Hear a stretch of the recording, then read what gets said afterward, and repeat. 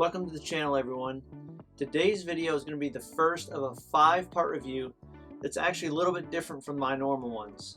We're going to be looking at the crash results for 5 different pieces of gear, all experienced from the same low side accident. I'm going to start with the helmet and work our way down and finish up with the boots. I hope that you get just as much, if not more, from our time together as you normally do, so let's dive right in.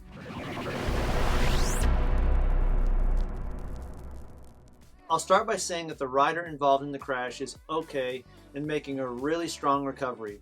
He was wearing all the types of protective gear that I recommend everyone should wear whenever riding, and that includes helmet, jacket, gloves, pants, and boots. He's a very close friend of mine that just happens to be a doctor too.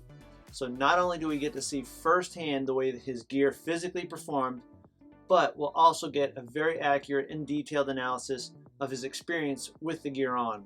And I support everyone's ability to choose what they wear or don't wear when they ride, but I have no doubt that things would have turned out much different for my friend if he hadn't been well protected. So let's check out the helmet. It's a Shoei RF 1200, and Shoei is one of the top brands in the industry, and for really good reason. High standards in safety and quality have kept the brand going strong for a really long time, and the RF series is one of their most popular helmets. This isn't actually their latest generation, which is the 1400, but it's still a really fantastic helmet. The majority of the impact was taken to the side of the helmet at the visor and was somewhat of a glancing blow, but you can see that the visor absorbed the impact rather nicely and didn't pop off, shatter, or even crack. You can see that the visor actually has not warranted shatterproof stamped right where the impact occurred, but it handled it well enough that it actually still functions just fine, and there's not even a small crack anywhere. Below the visor is just a small amount of rash to the shell with a gouge here and a really small chip out of the exterior, but nothing major. The other point of contact is at the back of the helmet, where we see more small chips in the shell and abrasion on the spoiler, which also remained intact and is still firmly attached. The exhaust switch shows just a touch of scraping, but still works just fine too. All of the internals are perfectly fine, and the double D-ring strap had no issues. So all in all, I feel like the helmet performed flawlessly.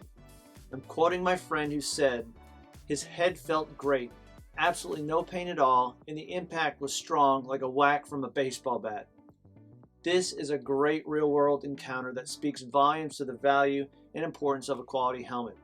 Either one of these points of contact could have resulted in serious injuries with major damage, and a broken or shattered visor could have jeopardized his vision. But instead, no head injuries at all. Great job, Shoei.